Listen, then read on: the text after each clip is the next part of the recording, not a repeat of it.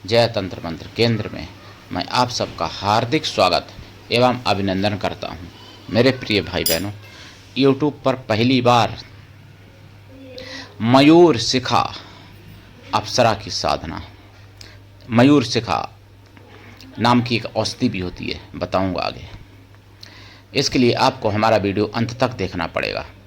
यदि आपने हमारा चैनल अभी तक सब्सक्राइब नहीं किया है तो लाल वाली बटन दबाओ और घंटी बजा दो। कोई शुल्क एवं चार्ज नहीं कटेगा। आप हमारे वीडियो को फेसबुक पर, व्हाट्सएप पर, ट्विटर अकाउंट के माध्यम से और इंस्टाग्राम पर अधिक से अधिक शेयर करें। लाइक और कमेंट करना भी आपका धर्म है। दुनिया में जिसका कोई नहीं, मैं उसका हूँ। यदि आपको अपनों ने धोखा दिया है अथवा आपको परायों ने धोखा दिया है तो आप एक बार मुझे अवश्य आजमाएं। हमारा मोबाइल नंबर है 9305 63 71 73। हमसे बात करने का टाइम भारतीय टाइम के अनुसार दिन में दोपहर 12 बजे से 2 बजे के बीच का है। यदि आप सच्चा, पवित्र, निस्वार्थ दिव्य प्रेम पाना चाहते हैं अथवा देना चाहते हैं तो आपका स्थान मेरे लिए मेरे प्राणों से भी करोड़ों गुना ऊपर है। मैं राष्ट्रीय अध्यक्ष कृष्णा दल एवं महामंडलेश्वर आप सबसे निवेदन करता हूं, यदि आप मानवतावादी हैं अथवा आप सनातनी हैं तो मुझसे जरूर जुड़ें। यदि आप में योग्यता हुई तो मैं आपको पदाधिकारी भी बनाऊंगा अपने संगठन कृष्णा दल में। ये कृष्णा दल हमारा, आपका, सबका एक परिवार है। आप देश विदेश में, विश्व के किसी भी कोने में रहते हैं, किसी भी जाति धर्म से हैं, कोई दिक्कत नहीं। आप हमारे दिए हुए ज्ञान से भरपूर लाभ उठा सकते हैं। मेरे प्रिय भाई बहनों, मयूर शिखा नाम की एक अप्सरा होती है जो सब कुछ दिलाने वाली हैं, सारे सुख दिलाने वाली हैं, और काल सर्प योग जो होता है वो भी नष्ट कर सकती हैं ये। और सर्प से भय नहीं रहता इनकी साधना करने के बाद। मयूर शिखा नाम की एक औषधि भी होती है जो सर्प काटे में जिसका प्रयोग किया जाता है और औषधियों के साथ मिला के, तो वो मयूर शिखा औषधि होती है। लेकिन यहाँ पे मैं मयूर शिखा अप्सरा की मैं साधना लाया हूँ। मेरे प्रिय भाई बहनों, उससे पहले मैं कुछ जरूरी बातें आपको बताना चाहता हूँ। देखिए, मैंने सुना है सुदर्शन चैनल पर 3 दिन पहले सुना है, लगभग 3 दिन, क्या मान लो आप, ऐसे समझ लो कि मैंने सुना है लगभग 5-6 अगस्त में 2024 में शुभेंदु अधिकारी पर हमला हो गया बंगाल में। हमला करने वाले रोहिंग्या बांग्लादेशी थे। मस्जिद से हमला हुआ, मुसलमानों ने हमला किया। कोई हिंदू लोग आम मुसलमानों पर भी हमला नहीं ऐसे कर सकते जैसे एक राजनीतिक दल में, यानी भाजपा के और अधिकारी, शुभेंदु अधिकारी, एक केंद्रीय नेता, जिन पर हमला हुआ। तो इतना जिहादियों का। दूसरी बात, मुरादाबाद में, मैंने उसी दिन सुना है, मुरादाबाद में एक जिहादी सरेआम बाजार में हिंदू महिला के साथ अश्लील हरकतें करने लगा, गिरफ्तार हो गया। गोली पैर में लगी।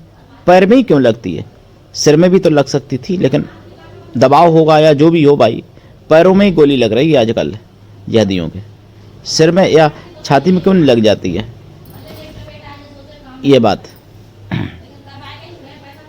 दूसरी बात आपको और मैं बताऊं, मैंने घटना सुनी है सुदर्शन चैनल पर। यह घटना सहारनपुर की है। मैंने सुना है 7 अगस्त को सहारनपुर में एक नशे के आदी ने गाय बेच करके और अपने नशे की लत बुझाई। हिंदू की गाय चुरा के बेच के, वो भी चोर पकड़ा गया, जिहादी था। एक जिहादी सहारनपुर पकड़ा गया जो नकली बंदूकें बना के और फायरिंग करके दहशत फैलाना उसका काम था पब्लिक में, तो वो भी पकड़ा गया। उसके साथ तमंचा शायद 12 और कारतूस और बंदूकें कई पकड़ी गई, नकली बंदूकें जो पाइप से बनाई गई थी, लेकिन फायरिंग होती तो उससे उसी तरीके से आदमी मर सकता था, मतलब देसी बंदूक है। ये भी समझ में आया। 7 अगस्त को सुना, 7 अगस्त को मैंने सुना शिमला में एक जिहादी ने धक्का दिया एक हिंदू महिला को। झगड़ा खुलेआम उसने शुरू करना चाहा, लेकिन पुलिस ने बीच बचाव करके शांत कर दिया, ये भी सुना। और मैंने ये भी सुना कि और भी 7 अगस्त को मतलब कई मैंने किस्से सुने हैं, कई ऐसी घटनाएं सुनी हैं जिहादियों के बारे में सुदर्शन चैनल पर। कुछ जनमत में सुनी, कुछ जनमत के बाद सुनी है, मतलब खबरों में सुनी। सुदर्शन चैनल पर कई सुनी है। अगर मैं सारी बताऊं तो बहुत लंबा वीडियो हो जाएगा। कहीं बलात्कारी पकड़े गए, तो कहीं दुष्कर्म किया बच्ची के साथ, नाबालिग बच्ची के साथ, कहीं कुछ इस तरीके की। तो मेरे प्रिय भाई बहनों, ये सब बातें आपको समझनी पड़ेंगी और जागना पड़ेगा, समझना पड़ेगा और एकजुट रहना पड़ेगा। मैंने ये भी सुना कि सुदर्शन चैनल पर सुना है कि ये कांग्रेसी नेता जितेंद्र आबाड या फिर पृथ्वीराज जैसे कांग्रेसी, ये सनातनी नाम हो करके और खुद सनातन का विरोध करते। इन मूर्खों को नहीं मालूम है कि कालिदास क्यों बन रहे हैं, कि जिस डाल पे बैठे उसी को काट रहे हैं। कालिदास तो फिर भी सनातन सरस्वती माता की कृपा हो गई थी, वो विद्वान हो गए थे काली माता की कृपा से, सरस्वती माता की कृपा से। लेकिन एक कालिदास बनने की कोशिश कर रहे हैं, मतलब जिस डाल पे बैठे, जिस सनातन में है उसी को काट रहे हैं, उसी को बुरा कह रहे हैं। इनको शर्म नहीं आती, मूर्खों को, इनको पागलों को कौन समझ आए। पागल हैं कि ये भी जिहादी हैं। हो सकता नहीं है, ये क्लियर, ये भी जिहादी हैं, ये भी नाम हिंदू है, लेकिन ये जिहादियों से भी बड़े महाजिहादी हैं। इनका जहां मिले, जैसे मिले, जो कर सको इनका करो, जैसे हो सके वैसे इनका जवाब दो, इनकी भाषा में इनको।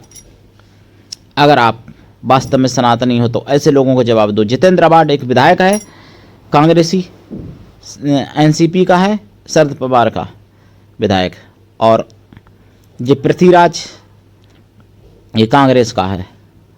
तो ये दोनों ने सनातनी विरोधी बातें की, और मतलब सनातन को कोई आतंकवादी बताता, कोई डेंगू मलेरिया बताता, कोई कुछ। एक कमल हसन है, उसने सनातन को, जो कमल हसन पहले हीरो था, जिसने सनातन से ही पैसा कमाया, सनातन के ही द्वारा प्रसिद्ध हुआ, और जब ये राजनीतिक में पहुंच गया तो सनातन को ये मतलब सनातन में ही इसको बुराई दिखती है। इसको भी जवाब देना चाहिए ऐसे ये जिहादियों को। कमल हसन का नाम आप लोगों ने सुना होगा जिन्होंने फिल्में देखी होंगी। तो जो 10 अवतार जैसी फिल्म, जिसमें भगवान का रोल निभाया इसने, और आज सनातन की ये भी बुराई करता है, मैंने सुदर्शन चैनल पर सुना है। मेरे प्रिय भाई बहनों, आप लोगों को समझना पड़ेगा और जागना पड़ेगा, एकजुट होना पड़ेगा, तभी आप बच सकते हो। नहीं तो जो बांग्लादेश में हुआ उससे भी भयंकर होगा। तुम्हारे घर में होगा, तुम्हारी माँ, बहन, पत्नी, बेटी के साथ बलात्कार तुम्हारी आंखों के सामने होगा, अगर नहीं जागे तो। यही बांग्लादेश में हुआ था। बांग्लादेश में भी तुम्हारे जैसे हिंदू थे। बांग्लादेश में भी कहते थे कि हम अपनी आबादी ज़्यादा नहीं बढ़ाएंगे, और उसी के परिणाम ये हुआ, उनकी जब आबादी बहुत ज़्यादा हो गई तो फिर बांग्लादेश में हिंदुओं के साथ यही हुआ। यही तुम्हारे साथ होगा। तुम भी सोचते हो ना, मेरे बच्चे क्या खाएंगे, ज़्यादा बच्चे करेंगे तो क्या कमाएंगे, कैसे खाएंगे, क्या होगा। तो यही तुम्हारी नीयत बन चुकी है, जो बांग्लादेश में नीयत बनी। और बांग्लादेश की छोड़ो, कश्मीर में भी ये हुआ था 90 के दशक में, केरला में हुआ, कहाँ नहीं हुआ, बंगाल में हो रहा है, पश्चिम बंगाल में। इसीलिए हो रहा है कि तुम्हारी नीयत ऐसी बन चुकी है, तुमने अपना खुद भाग्य लिख लिया है। पैर में कुल्हाड़ी नहीं, कुल्हाड़ी पर अपना सिर मार रहे हो हिंदुओं। इसलिए जाग जाओ अगर बचना चाहते हो तो। अब मैं मयूर शिखा अप्सरा की साधना बताऊं। ये साधना रात्रिकालीन है। साधना से पहले लाइफ टाइम के लिए शुद्ध शाकाहारी हो जाएं। साधना काल में अगर देखो, मयूर अपनी मर्जी से जो मौत से मर जाता है, उसका अगर शिखा मिल जाए तो शिखा अपने पास रखें, नहीं तो मयूर का पंख ही अपने पास रखें साधना के दौरान। और अपने सिर पर उसको रखना पड़ता है।